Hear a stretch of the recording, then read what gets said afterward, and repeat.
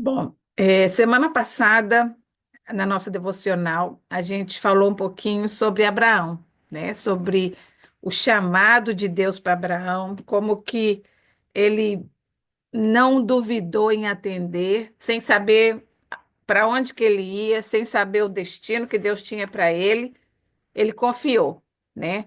E hoje a gente vai falar um pouquinho sobre a espera, né? Esperar com paciência. Então, eu vou ler um versículo que está lá em Deuteronômio. Então, já foi depois de Abraão, foi depois que Moisés tirou o povo do Egito. E Deuteronômio 2, versículo 1, 2, 7 e 31 diz assim: Em seguida, demos meia volta e partimos para o deserto pelo caminho do Mar Vermelho, conforme o Senhor me havia ordenado. Por muito tempo caminhamos ao redor dos montes de Seir. Então o Senhor me disse: Vocês já caminharam bastante tempo ao redor dessas montanhas. Agora sigam para o norte, pois o Senhor, o seu Deus, os tem abençoado em tudo o que tem feito.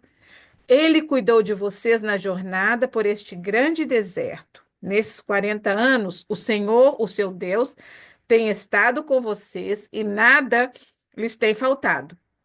O Senhor disse: Veja, estou para entregar a vocês Sión e a terra deles.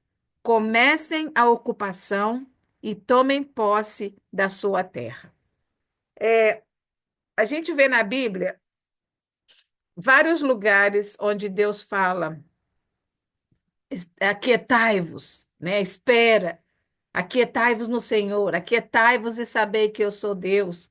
Mas nessa história aqui, em algumas outras que a gente vai mencionar, Deus disse: Entra, vai conquistar. Eu já dei para vocês, mas vocês têm que conquistá-la. Vocês têm que fazer a sua parte, né? Então, às vezes, Deus quer que a gente entregue e deixe Ele resolver, e às vezes Ele quer que a gente dê um passo de fé, né? Diante de alguma coisa que esteja diante da gente.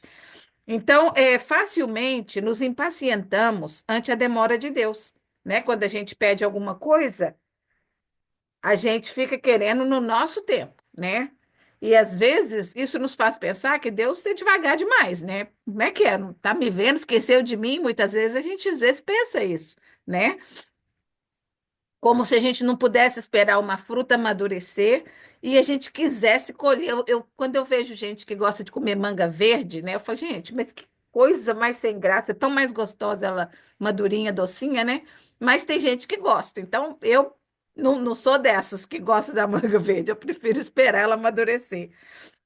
Não conseguimos esperar pela resposta de nossas orações, embora às vezes sejam necessários dias, anos para que a nossa resposta chegue. E essa espera, né, a gente já aprendeu aqui várias vezes, que Deus responde de três maneiras: sim, não e espere, né? E às vezes, a gente já falou aqui também do quarto de espera de Deus, né? A gente ficar ali esperando uma coisa que a gente quer muito, uma cura, ou um filho, ou uma resolução de um negócio, ou um emprego, né? Esse quarto de espera é complicado, né? Às vezes a gente fica doidinho para passar logo, para a gente ter pelo menos ou sim ou não, né? Mas aquele espera ali é muito complicado, é muito difícil, né? Somos exortados a andar com Deus. Muitas vezes, no entanto, pensamos que Deus anda muito devagar. Contudo, a outra face da lição. Deus muitas vezes espera por nós. A gente sabe que quando Jesus subiu ao céu, ele disse dessa mesma maneira, os anjos disseram, né? Da maneira que ele subiu, ele vai descer e vai buscar a sua igreja, a sua noiva, né? Por que que Jesus ainda não voltou? Porque Deus é paciente. Porque Deus não quer que ninguém se perca. Então, a paciência dele, às vezes, faz a gente ficar ansiosa, né? Com pressa. Mas a gente tem que entender o tempo de Deus, né? Conhecer que Deus muitas vezes está esperando uma pessoa que ainda não abriu os olhos, que ainda não abriu os ouvidos para entender quem Ele é, né? Para entender a mensagem do Evangelho. Ele espera por nós. A Bíblia diz que nós temos o livre-arbítrio, né? Deus nos deu a capacidade de escolher, né? Então, Deus não força ninguém, mas Ele quer que todos tenham oportunidades. Né? E hoje em dia eu acho que é difícil alguém dizer, ah, não, nunca ouvi falar do Evangelho, né? Porque quase todo mundo no mundo inteiro tem um telefone na mão, tem uma internet, né? Raramente, pode ser que num lugar super remoto não tenha, mas hoje em dia o evangelho está sendo propagado mais do que nunca, né? Então, graças a Deus, né? Está chegando cada dia mais perto, é, da vinda de Jesus, né? A gente precisa estar esperando essa vinda. Várias vezes deixamos de receber a bênção que ele preparou para nós, porque não estamos andando no passo que ele quer, né? Não estamos acompanhando. Então, o que que é isso, acompanhar? Ontem à noite eu tive conversando com uma das meninas do meu grupo que está passando uma fase muito difícil no casamento, assim, já quer achar um advogado para divorciar. Eu falei, e eu falando para ela, divórcio é muito difícil, né? Eu acho que é mais difícil do que uma viuvez. Eu estava pensando nisso. Porque quando você sofre pela perca de um marido, pronto, morreu, acabou. Agora, divórcio não acaba, né? Fica aquela coisa, tem os filhos no meio, e aí tem muita coisa envolvida. Eu falei, calma, vamos orar, vamos pedir a Deus para te guiar, para te dar sabedoria, para você agir da maneira certa, né? Para você aprender na jornada. Muitas vezes e ela estava com pressa, ela quer tudo. Eu falei, pera, você está atropelando as coisas, você não tem que tomar nenhuma decisão agora, né? Procura uma pessoa para conversar, um advogado, ela está fazendo aconselhamento, então, graças a Deus.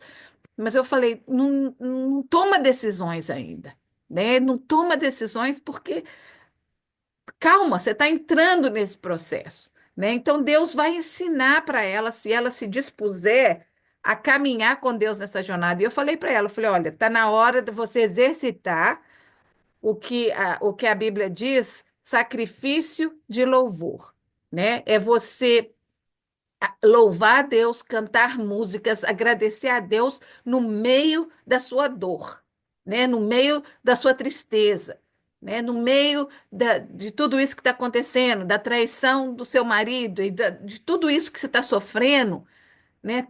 Vão fazer as coisas certas, de acordo com a palavra de Deus, né? Então vamos prestar, põe música alta quando você estiver em casa sozinho, põe música de louvor bem alta, para que o inimigo saiba em quem você está depositando a sua confiança, né?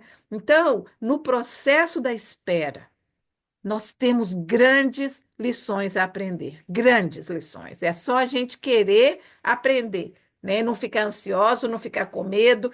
Essas são as coisas que mais vem na gente. Eu vou falar daqui a pouquinho sobre isso.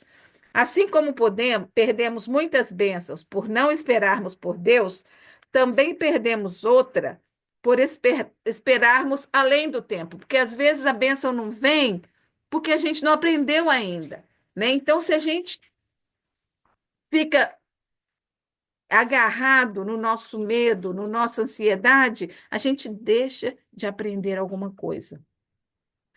Muitas promessas de Deus estão condicionadas a um começo de ação da nossa parte. Isso é, quando começamos a obedecer, Deus começa a abençoar. Então, agora a gente vai ver uns exemplos disso na Bíblia.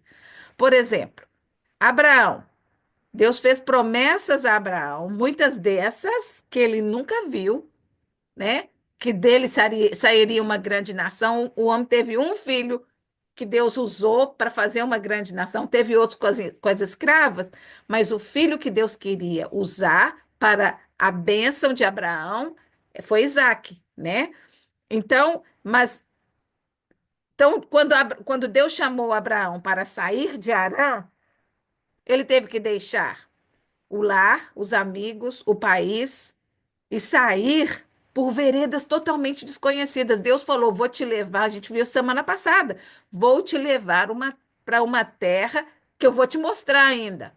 Ele não sabia nem se ele tinha que ir para o norte ou para o sul, mas ele empacou tudo e falou: tá bom, tô pronto, né? Quantos de nós estamos prontos para escutar a voz de Deus, empacar, vamos falar de emoções, né? Empacar as nossas emoções, porque a gente raramente um de nós vai ser chamado para empacar as nossas casas e mudar para algum lugar, né? A gente vê isso muito com missionários, muitos de nós já fizemos quando os maridos foram designados para um trabalho diferente, que a gente pode até entender como um Deus chamando para uma nova vida, para uma nova aventura, né?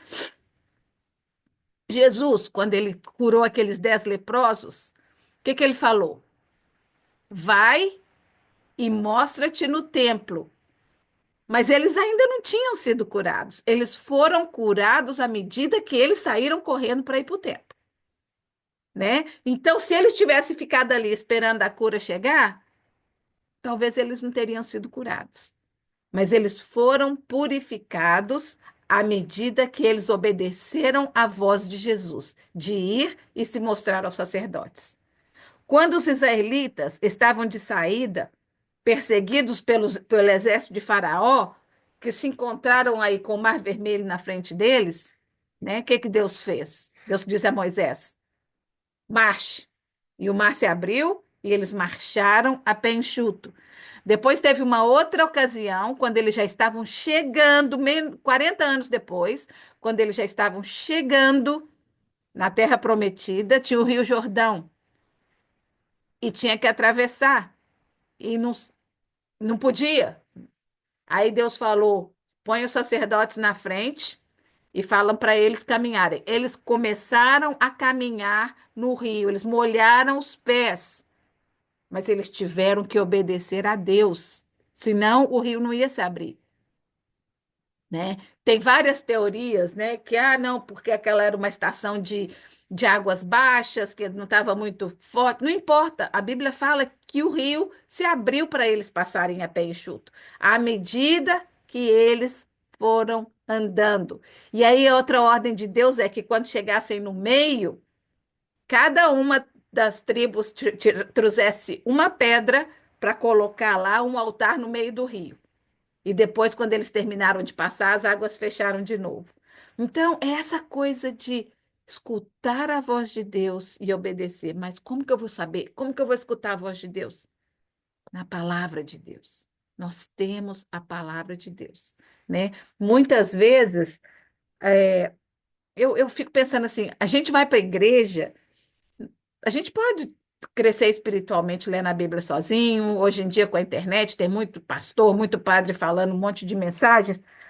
Mas o que a gente aprende na igreja é testemunhos de pessoas que passaram por experiências difíceis. Estão sentados ali do seu lado. É gente de verdade, é gente que você conhece, é gente que você vive a vida junto, que está testemunhando das maravilhas de Deus, né? Então é isso que a gente, por isso que a gente tem fellowship, né? Por isso que a gente tem comunhão, por isso que a gente vai e troca essas experiências. A gente falou semana passada sobre sentar perto de um jovem ou sentar perto de um velho, né? Ali cresce a nossa intimidade, não só com as pessoas, mas com Deus também, né? É, quando nos vemos diante de batalhas que nos parecem maiores do que podemos enfrentar, temos a tendência de recuar, preocupar, entrar em pânico, dar lugar ao medo e questionar a Deus sobre o que está acontecendo. Dizemos que nunca seremos vitoriosos, nunca derrotaremos aqueles inimigos, mas quando temos fé, nós sabemos que todas as coisas cooperam para o bem daqueles que amam a Deus. Todas as coisas. Ele faz até a pior das coisas transformarem para o bem daquelas pessoas que confiam nele. Tem uma moça na igreja que ontem eu fui conversar com ela, que eu escutei uns boatos aí eu falei, Randa, o que está acontecendo? Porque eu vi na minha classe que tinha um cartão assinado para você.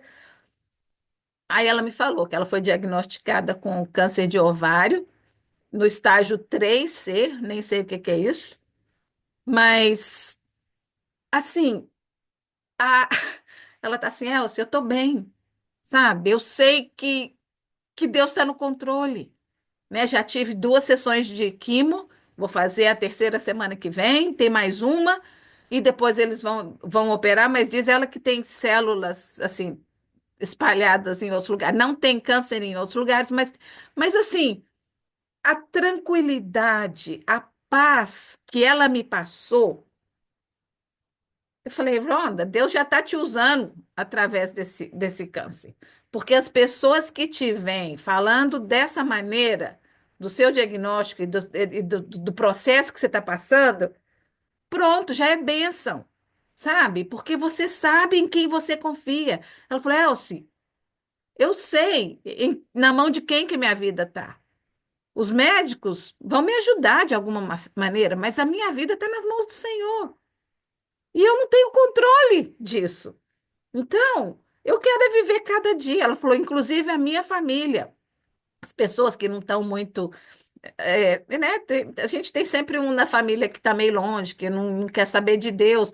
Inclusive, esses estão espantados com a reação dela diante do diagnóstico. Então, Deus pode usar até o pior da sua vida para a glória dele, não é para a sua glória. Isso é que tem que ficar na nossa mente. Tudo que eu fizer tem que ser para a glória de Deus. Todo milagre que eu receber tem que ser para a glória de Deus. Gostei muito daquele padre que eu coloquei hoje lá para vocês. Muito, muito boa a palavra dele. Porque Jesus é o centro, ele precisa ser o centro. E é para ele que a gente vive, é para ele que a gente é, prega o evangelho, né? Porque nós somos irmãos, nós somos filhos de Deus através de Jesus. Então, sabemos que não precisamos enfrentar batalhas ou guerras sozinhas. Temos alguém que se chega à luta ao nosso lado.